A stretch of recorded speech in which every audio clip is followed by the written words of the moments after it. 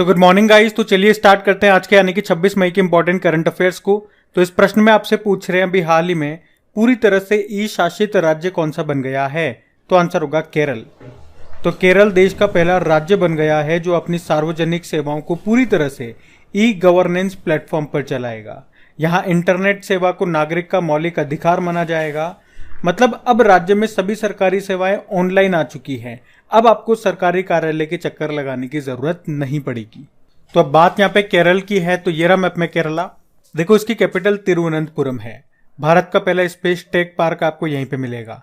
Vikram Sarabhai space station आपको यहीं पे मिलेगा। और विश्व का पहला ताड़ के पत्तों का पांडुलिपि संग्रहालय कहाँ बना? केरल के तिरुवनंतपुरम में।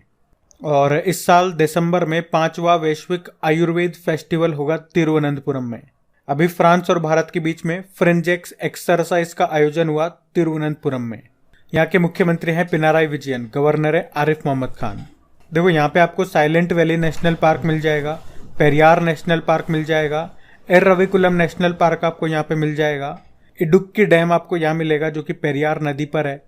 और केरल के जो पूर्व स्वास्थ्य मंत्री रही हैं के शैलजा, अभी उनकी आत्मकथा आई है किस नाम से? My life as a comrade. बाकी भारत का पहला खुले में शौच मुक्त यानी कि ODF+ जिला बना था केरल का वायनाड जिला। अभी एक पंचायत एक खेल का मैदान परियोजना शुरू की थी केरल सरकार ने। केरल की पहली वंदे भारत मेट्रो ये तिरुवनंतपुरम से कासरगोड के बीच में चली। और भारत की पहली जल मेट्रो परियोजना ये शुरू हुई केरल के कोच्चि में। और केरल का जो सर्वोच्च पुरस्कार है केरल ज्योति ये दिया गया MT वासुदेवन नायर को। और भारत की पहली ड्रोन फॉरेंसिक लैब कहाँ पे शुरू हुई? केरल में। भारत का पहला संविधान साक्षर जिला बना केरल का कोल्लम जिला। वैसे अभी शिक्षा मंत्रालय के अनुसार सबसे ज्यादा साक्षरता दर वाला राज्य केरल है, 94% लिटरेसी रेट है। और सबसे कम बिहार की है 61.8%। और देश की पहली डिजिटल यूनिवर्सिटी ये बनेगी केरल में। देश का पूर्ण डिजिटल साक्षरता वाला पहला ग्राम पंचायत पूछेंगे तो पुल्लमपारा जिला है। तो आंसर होगा पुल्लमपारा। और अगर आपसे पूछे कि आदिवासियों को बुनियादी दस्तावेज प्रदान करने वाला देश का पहला जिला वायनाड जिला, देश का पहला संविधान साक्षर जिला कोल्लम जिला, और देश का पहला पूरी तरह से डिजिटल बैंकिंग वाला राज्य कौन सा बना? तो आंसर होगा केरल। और केरल का जो कुंभलांगी गांव है ये भारत का पहला सैनिटरी नैपकिन मुक्त गांव बना है। और केरल हाईकोर्ट भारत का पहला पेपरलेस हाईकोर्ट भी बना था। भारत का पहला जेंडर पार्क भी आपको केरल में मिल जाएगा। भारत का पहला ग्राफीन नवाचार केंद्र भी आपको केरल में मिल जाएगा।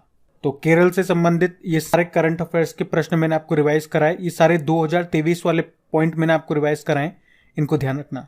और आज हो सकता है बैकग्राउंड में थोड़ी बहुत नॉइस आपको आ जाए क्योंकि बाहर आंधी तूफान चल रहे हैं, बहुत ज़्यादा ही चल रहे हैं। इतना भयंकर कि हमारे आगे का एक पेड़ टूट चुका है, तो आप समझ जाओ। इसलिए बहुत तरह तरह की आवाज़ें आपको सुनाई दे सकती है। और सेशन अच्छा लगे तो प्लीज़ वीडियो को लाइक करके शेयर ज़रूर कीजिएगा। अभी हम बढ़ते हैं आगे। फिर बताइए अभी हाल ही में विश्व थायराइड जागरूकता दिवस कब मनाया गया? तो आंसर होगा 25 मई को। तो हर साल 25 मई को वर्ल्ड थायराइड अवेयरनेस डे के रूप में मनाया जाता है। इस दिन को मनाने का उद्देश्य है थायराइड से संबंधित विकारों के बारे में जागरूकता फैलाना। कब से इसको मना रहे हैं? सन 2008 से। थायराइड ये एक ग्रंथि है, ग्लैंड है, गले में होती है। ये एक छोटी सी होती है, H आकार की बोल दो या तितली के आकार की होती है ये। और कौन सा हार्मोन रिलीज करती है ये? Thyroxine hormone. और एक और प्रश्न बनता है यहाँ से कि मनुष्य की सबसे बड़ी अंतःस्रावी ग्रंथि कौन सी है? यानी कि एंडोक्राइन ग्लैंड तो थायराइड ही है। वैसे अगर नॉर्मल आपसे प्रश्न पूछा जाए कि सबसे बड़ी, हमारे शरीर की सबसे बड़ी ग्रंथि, तो फिर आंसर आपका हो जाएगा लीवर। अच्छा ये बताओ आयोडीन की कमी से कौन सा रोग होता है? गलगंड, या जिसे आप घेंगा बोलते हैं या अंग्रेजी में गोइटर बोलते हैं। और देखो जब भी डे वाला क्वेश्चन आता है हर बार मैं आपको उस महीने के सारे इंपॉर्टेंट डेज रिवाइज कराता हूं, जैसे कल भी करवाया था। तो आज मैं आपको रिवाइज नहीं करा रहा हूं, लेकिन मैं ऐसे भी नहीं छोड़ रहा हूं। 2-3 प्रश्न मैं आपसे डे के ही पूछ लेता हूं। आप मुझे बताओ, एक तो विश्व मधुमक्खी दिवस कब मनाया गया? World bee day. एक अभी विश्व प्रवासी पक्षी दिवस हमने कब मनाया? और विश्व हाथ स्वच्छता दिवस, वर्ल्ड हैंड हाइजीन डे। ये 3 प्रश्नों के उत्तर दो, हम बढ़ते हैं आगे। चलिए फिर बताइए अभी हाल ही में कृत्रिम पैरों से दुनिया की सबसे ऊंची चोटी फतेह करने वाले पहले व्यक्ति कौन बन गए? तो आंसर होगा हरिबुधमागर। और दुनिया की सबसे ऊंची चोटी यानी कि हम बात कर रहे हैं यहाँ पे माउंट एवरेस्ट की, तो हरिबुधमागर ये नेपाल के पूर्व गोरखा सैनिक हैं जिनके दोनों पैर नहीं है, पर उन्होंने हार नहीं मानी और नकली पैरों की मदद से माउंट एवरेस्ट को फतेह कर लिया, और ऐसा करने वाले वो दुनिया के पहले व्यक्ति बन गए। अच्छा, इसी तरह से अगर आपसे प्रश्न पूछूं मैं कि माउंट एवरेस्ट को फतेह करने वाली पहली दिव्यांग भारतीय महिला का नाम क्या है, तो आंसर होगा अरुणिमा सिन्हा। और माउंट एवरेस्ट को फतेह करने वाली पहली भारतीय महिला बछेंद्री पाल। माउंट एवरेस्ट जिसकी ऊंचाई है 8848.86 मीटर, जिसको नेपाल में सागर माथा कहते हैं। और आपको याद है माउंट एवरेस्ट डे कब मनाते हैं? 29 मई को। क्यों? क्योंकि 29 मई 1953 में न्यूजीलैंड के एडमंड हिलेरी उनके शेरपा तेंजिंग नोर्गे के साथ सबसे पहले इस पे चढ़ाई की थी उन्होंने, इसीलिए। अभी कामेरिता शेरपा सबसे ज्यादा बार यानी कि 27 बार ये माउंट एवरेस्ट पर चढ़ चुके हैं। और जब भी इस तरह का प्रश्न आता है, कुछ इंपॉर्टेंट स्टैटिक प्रश्न मैं आपको रिवाइज कराता हूं, जैसे कि सबसे ऊंची चोटियां जो हैं उनको हम डिस्कस करते हैं। साथ में ये भी बताऊंगा कि वो किस देश में स्थित है। जैसे कि अफ्रीका की सबसे ऊंची चोटी माउंट किलिमंजारो है, किस देश में है? तंजानिया में। वहीं उत्तरी अमेरिका की सबसे ऊंची पर्वत चोटी माउंट डेनाली है, या जिसे माउंट मैकिनली भी कहते हैं, अलास्का में मिलेगी। वहीं दक्षिण अमेरिका की सबसे ऊंची चोटी माउंट एकांगुआ है, ये एंडीज पर्वतमाला में स्थित है, ये आपको मिलेगी अर्जेंटीना में। और अंटार्कटिका की है माउंट विंसन मैसिव। ऑस्ट्रेलिया की है माउंट कोजियाको। एशिया की तो माउंट एवरेस्ट हो ही गया, और यूरोप की है माउंट एल्ब्रुस। तो ये पॉइंट्स पे आप ध्यान रखना। बढ़ते आगे, चलिए फिर बताइए, हाल ही में अंतर्राष्ट्रीय मानक संगठन के 44वें कोपोल्को सम्मेलन 2023 का मेजबान देश कौन सा है? तो आंसर होगा भारत।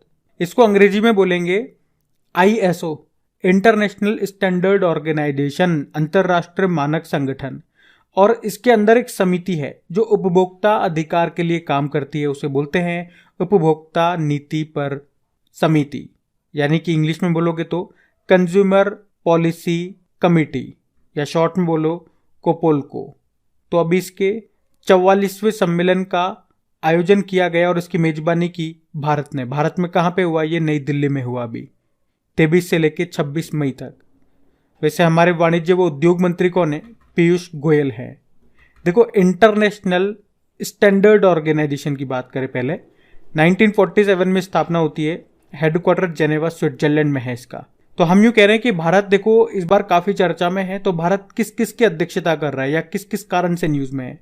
कुछ मोटे मोटे पॉइंट्स आपको रिवाइज कराऊं तो एक तो भारत शंघाई कोऑपरेशन ऑर्गेनाइजेशन की अध्यक्षता कर रहा है। भारत G20 की अध्यक्षता कर रहा है इस साल। अभी मेंस हॉकी वर्ल्ड कप ये भारत में हुए थे उड़ीसा में। और हमने कहा कि अगले साल 2024 में क्वाड समिट का आयोजन या उसका होस्ट करेगा भारत। उसके अलावा ICC मेंस वर्ल्ड कप ये भारत में होंगे। और वुमेन्स बॉक्सिंग चैंपियनशिप को होस्ट कर रहा है भारत। वासेनार एग्रीमेंट को हेड कर रहा है भारत।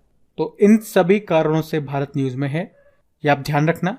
बढ़ते आगे, और ये मोस्ट इंपॉर्टेंट प्रश्न हो जाता है आपका, हाल ही में अंतर्राष्ट्रीय बुकर पुरस्कार 2023 से किसे सम्मानित किया गया?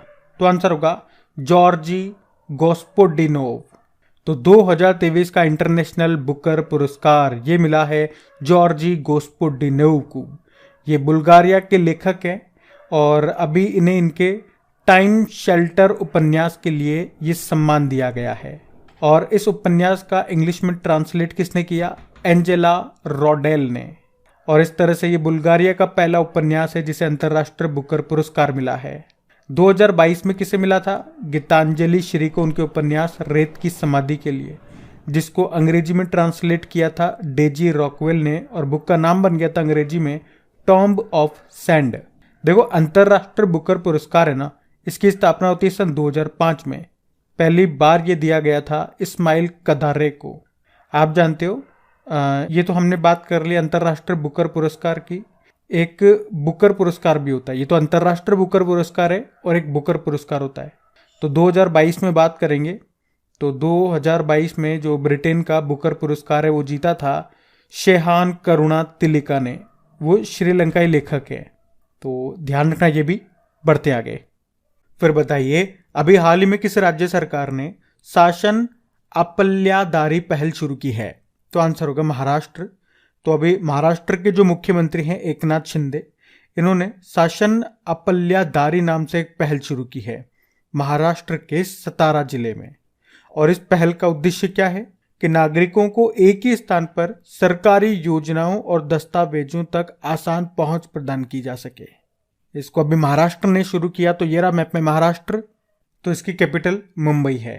मुख्यमंत्री एकनाथ शिंदे हैं और गवर्नर हैं रमेश बैस। आपको याद है हमने पढ़ा था भारत की पहली अंडर वाटर सी टनल ये बन रही है महाराष्ट्र में, और दुनिया का सबसे बड़ा रिफाइनरी कॉम्प्लेक्स ये बन रहा है महाराष्ट्र में ही। और इंडिया स्टील कॉन्फ्रेंस 2023 का आयोजन होगा मुंबई में। और भिखारी मुक्त शहर ये पहल शुरू हुई है नागपुर में। और मुंबई के चर्च गेट रेलवे स्टेशन का नाम सीडी देशमुख के नाम पर रखा गया। ये आरबीआई के पहले भारतीय गवर्नर थे।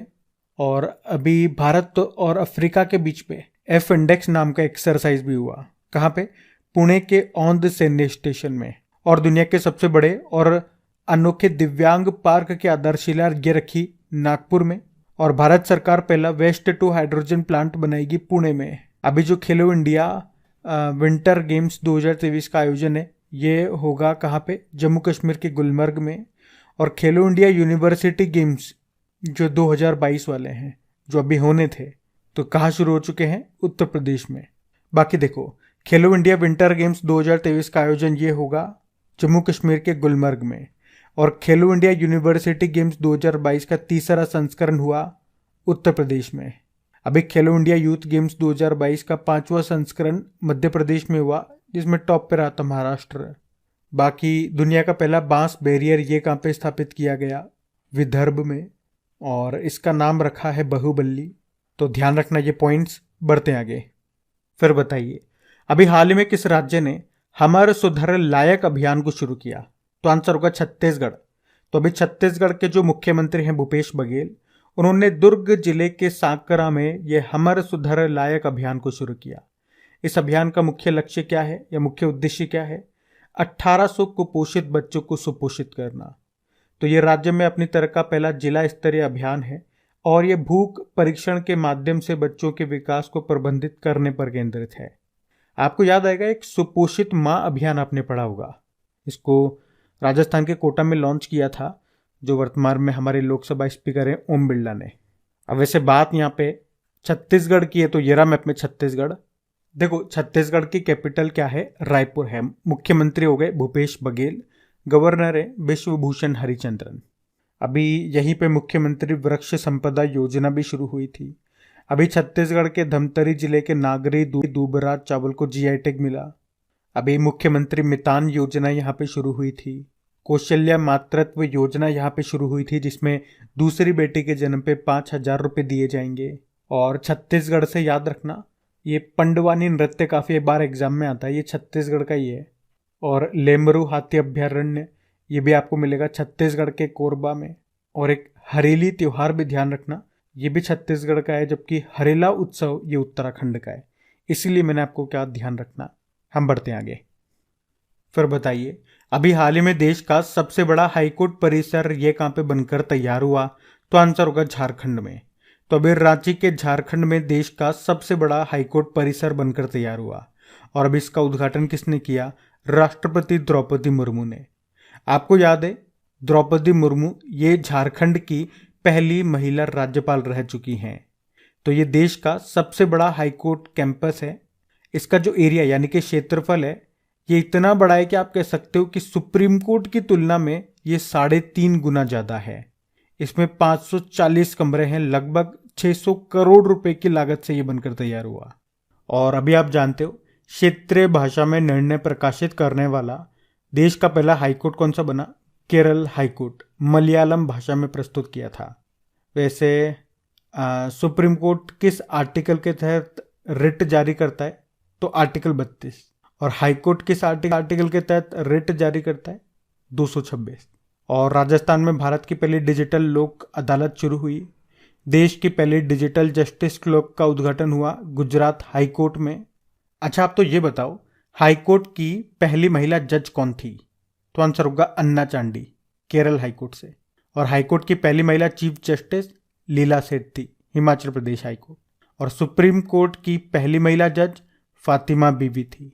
और सुप्रीम कोर्ट की पहली महिला चीफ जस्टिस कोई भी नहीं थी, अभी तक कोई भी नहीं थी, लेकिन भविष्य में बन सकती है, बीवी रागरतन। वर्तमान में हमारे चीफ जस्टिस ऑफ इंडिया कौन है? तो DY चंद्रचूड़ हैं 50वें नंबर के। तो इतने पॉइंट्स आप याद रख लेना, हम बढ़ते हैं आगे। चलिए फिर बताइए, अभी हाल ही में अमेरिका और किस देश के बीच में टाइगर शार्क 40 नौसैनिक अभ्यास का आयोजन हुआ? तो आंसर होगा बांग्लादेश। तो यह है टाइगर शार्क 40 मिलिट्री एक्सरसाइज। ये एक नेवल एक्सरसाइज है, बांग्लादेश और अमेरिका के बीच हुई। कहाँ पे? चट्टोग्राम, बांग्लादेश में। और इसमें बांग्लादेश के BNS निर्विक जहाज ने हिस्सा लिया। अच्छा, आप तो मुझे इतना सा बता दो कि हम बांग्लादेश के साथ कौन कौन सी एक्सरसाइज करते हैं और अमेरिका के साथ कौन कौन सी एक्सरसाइज करते हैं। ये आपका होमवर्क प्रश्न दे रहा हूं मैं आपको। वैसे यहाँ पे टाइगर से तो आपको एक याद ही आ गया होगा, टाइगर ट्रियम्फ, जो हम अमेरिका के साथ करते हैं। और कौन कौन सी करते हैं बताओ आप, हम बढ़ते हैं आगे। चलो फिर बताओ, अभी हाल ही में मानव स्टेम सेल और कैंसर संबंधी अध्ययन के लिए कौन सा अंतरिक्ष यात्री मिशन लॉन्च किया गया? तो आंसर होगा AX2। AX2 इसका मतलब है एक्सियोम मिशन 2। और इसे किस कंपनी ने लॉन्च किया? एक्सियोम स्पेस कंपनी ने, नासा ने इसे फंड किया है। और इस मिशन का उद्देश्य क्या है? मानव स्टेम सेल और कैंसर संबंधी अध्ययन करना। तो इसमें इसके लिए एक ब्रेस्ट कैंसर वुमेन डॉक्टर को भेजा गया। वे डॉक्टर सऊदी अरब की है, और इस तरह से आप कह सकते हो कि अंतरिक्ष में जाने वाली वे सऊदी अरब की पहली महिला बन गई हैं। उनका नाम है रैयानी बरवानी। अब हम कल के करंट अफेयर्स का क्विक रिवीजन कर रहे हैं। तो पहला प्रश्न आपसे पूछा, अभी हाल ही में शराब पर स्वास्थ्य चेतावनी लगाने वाला दुनिया का पहला देश कौन सा बना? आयरलैंड। फिर आपसे पूछा, बास्केटबॉल फेडरेशन ऑफ एशिया के नए अध्यक्ष कौन बने? डॉक्टर के गोविंदराज। फिर आपसे पूछा, हाल ही में जारी हेंके के वार्षिक दुख सूचकांक 2022 में दुनिया का सबसे दयनीय देश कौन सा रहा? तो जिम्बाब्वे। फिर आपसे पूछा, विश्व कछुआ दिवस मनाया 23 मई को। फिर पूछा, त्रिपुरा पर्यटन का ब्रांड एम्बेसडर बनाया सौरव गांगुली को। और पूछा आपसे, पार्टीशन फ्रीडम नाम की बुक को किसने लिखा? राम माधव ने, जिसको लॉन्च किया था असम के राज्यपाल गुलाब चंद कटारिया ने। फिर पूछा, YSR मत्स्यकारा भरोसा योजना के तहत कितने का मुआवजा दिया जाएगा? 10 लाख रुपए। फिर आपसे पूछा, अभी हाल ही में भारत ताइक्वांडो के अध्यक्ष के रूप में किसे फिर से चुना गया? नामदेव शिरगांवकर को। फिर आपसे पूछा, सोनी स्पोर्ट्स नेटवर्क ने किसे अपना टेनिस एम्बेसडर नियुक्त किया? तो आंसर होगा सानिया मिर्जा। फिर आपसे पूछा, अभी चर्चा में रहा कपिलेश्वर मंदिर किस राज्य में स्थित है? तो आंसर होगा उड़ीसा में। और गाइज, अगर अभी तक आपने वीडियो को लाइक नहीं किया तो पहले तो आप वीडियो को लाइक जरूर कर दें, और अपने सभी स्टडी ग्रुप में, जो भी आपका पढ़ने वाला स्टडी ग्रुप हो गया, यानी कि व्हाट्सएप पे, फेसबुक पे, कहीं पर भी, तो प्लीज वीडियो के लिंक को एक बार शेयर जरूर कर देना। अब होमवर्क प्रश्न देखते हैं और सेशन को एंड करते हैं। तो कल की वीडियो में आपसे पूछा था किस राज्य के तुंगनाथ मंदिर को राष्ट्रीय स्मारक घोषित किया गया? तो आंसर होगा उत्तराखंड। आप सभी ने प्रश्न का बिल्कुल सही उत्तर दिया। अब यह रहा आज का आपका होमवर्क प्रश्न।